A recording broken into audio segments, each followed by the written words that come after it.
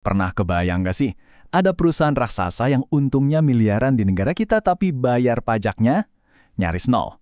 Nah, hari ini kita bakal bongkar tuntas gimana ceritanya itu bisa terjadi. Kita akan selami aturan main pajak global yang jujur aja emang rumit banget. Ini nih pertanyaan yang bikin banyak orang garuk-garuk kepala. Dan ini bukan cerita fiksi loh, ini kenyataan buat banyak banget perusahaan multinasional.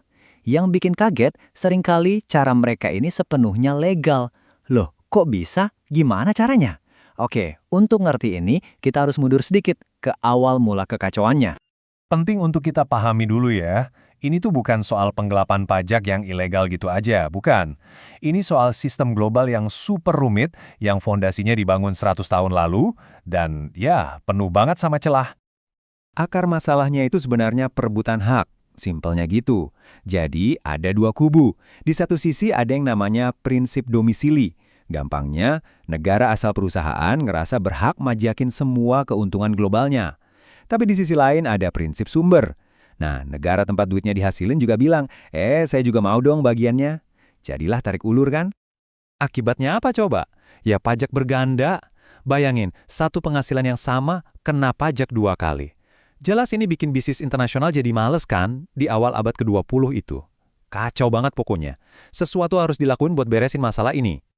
Dan akhirnya, ya, negara-negara di dunia ngumpul bareng. Mereka sadar, wah, kita nggak bisa begini terus. Kita butuh satu set aturan main yang sama. Semacam buku panduan global gitu. Biar nggak ada lagi kekacauan kayak gini. Tapi prosesnya nggak sebentar loh. Ini makan waktu puluhan tahun. Dimulai sama Liga Bangsa-Bangsa, terus dilanjutin sama OEEC, sampai akhirnya OECD nerbitin draft pertama buku aturan pajak global ini. Dan draft inilah yang jadi cetak biru buat ribuan perjanjian pajak di seluruh dunia sampai sekarang. Nah, dari semua aturan itu, ada satu konsep yang paling penting. Namanya bentuk usaha tetap atau biasa disingkat BUT.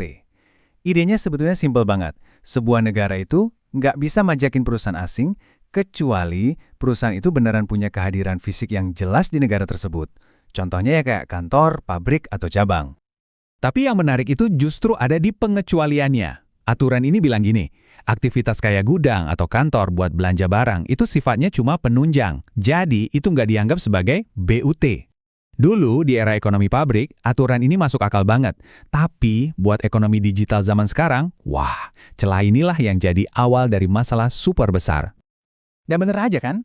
Aturan yang dibikin buat zaman pabrik dan toko ini jadi gampang banget diakalin di era internet, di mana bisnis bisa jalan dan menghasilkan uang banyak tanpa perlu punya kehadiran fisik yang gede-gedean.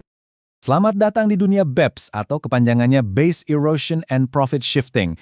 Jadi ini bukan penggelapan pajak yang ilegal ya, tapi lebih ke penghindaran pajak.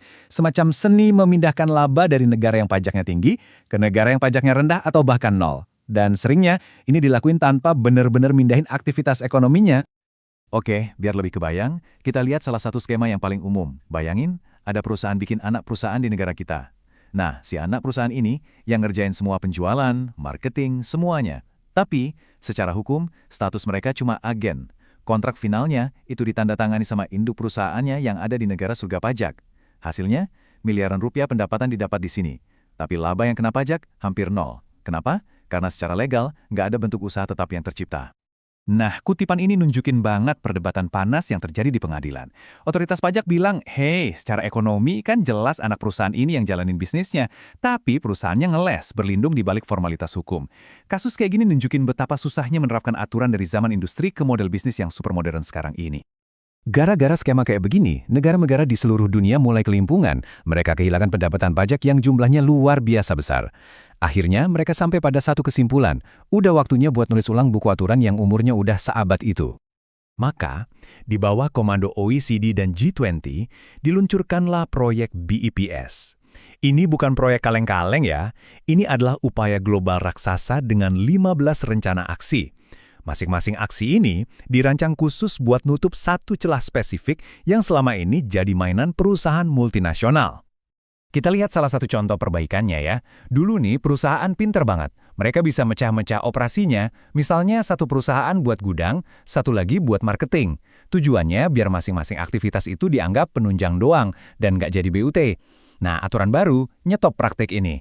Sekarang kalau aktivitas-aktivitas yang terpisah itu intinya adalah satu bisnis yang utuh, maka itu bisa dianggap sebagai BUT.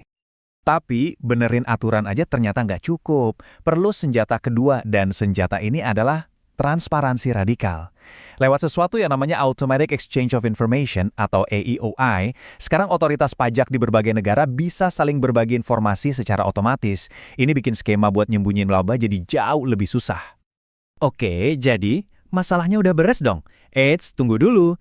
Tentu saja belum. Pertarungan ini masih panjang dan jujur aja, tantangan terbesarnya justru baru aja dimulai. Dan tantangan itu adalah ekonomi digital.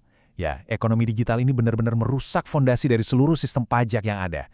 Bayangin aja, aturan yang dasarnya kehadiran fisik jadi hampir nggak relevan lagi. Kenapa? Karena sekarang perusahaan teknologi raksasa bisa dapat untung miliaran dari pengguna di satu negara tanpa perlu punya satu pun kantor atau bahkan satu karyawan pun di sana. Nah, ini poin kuncinya. Para pembuat kebijakan sekarang lagi rame-ramenya debat soal ide yang cukup radikal. Mengubah total definisi kehadiran itu sendiri. Jadi ke depannya, sebuah perusahaan bisa aja dianggap punya BUT bukan karena punya kantor, tapi karena punya kehadiran ekonomi yang signifikan. Misalnya, punya basis pengguna yang gede banget atau pendapatan digital yang masif di satu negara. Dan inilah yang membawa kita ke pertanyaan terakhir yang bikin mikir.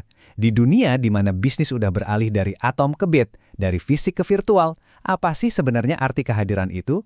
Pertanyaan ini bukan cuma buat iseng loh. Jawaban dari perdebatan inilah yang akan nentuin gimana pemerintah di seluruh dunia mendanai layanannya dan gimana perusahaan-perusahaan global akan beroperasi di dekade-dekade ke depan.